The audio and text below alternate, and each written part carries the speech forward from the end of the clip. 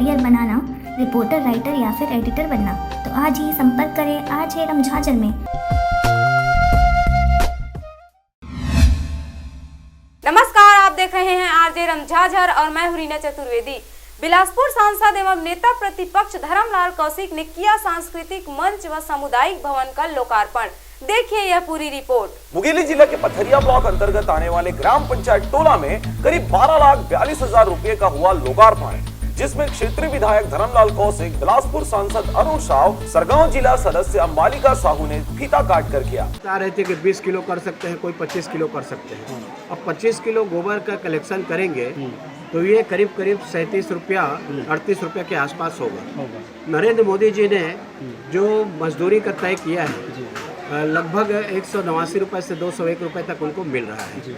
और ऐसे स्थिति में ये गोबर के माध्यम से जो अस्पष्टता की स्थिति है, हम लोग चाहेंगे कि इसमें कि एक बार आकलन करना चाहिए कि एक आदमी कितना गोबर बीन सकता है। जी। कम से कम में न्यूनतम मजदूरी लोगों को प्राप्त हो, जिससे उनको अतिरिक्त आय हो सके।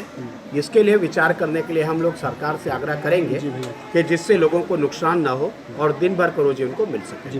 वहीं पर्यावरण को संतुलित रखने के लिए सांसद और विधायक द्वारा फलदार वृक्षों का रोपण भी किया गया। वहीं धर्मलाल कौशिक ने सभी पंच, सरपंच एवं अन्य जनप्रतिनिधियों के साथ कार्यकर्तागण शामिल रहे। तोरला के लोगों को 3 सौगात देने हमारे नेता प्रतिपक्ष, हमारे क्षेत्र के लोकप्रिय विधायक आदरणीय धर्म कौशिक जी के साथ तोरला आना हुआ है। ये 3 भवन गांव के लिए बड़ा उपयोगी है। एक सांस्कृतिक भवन, एक सामुदायिक भवन और एक ठोस अपशिष्ट प्रबंधन केंद्र। ये तीनों भवन गांव के लिए बड़ा उपयोगी है। पथरिया से राजकुमार बघेल की रिपोर्ट, RJ रमझाझर।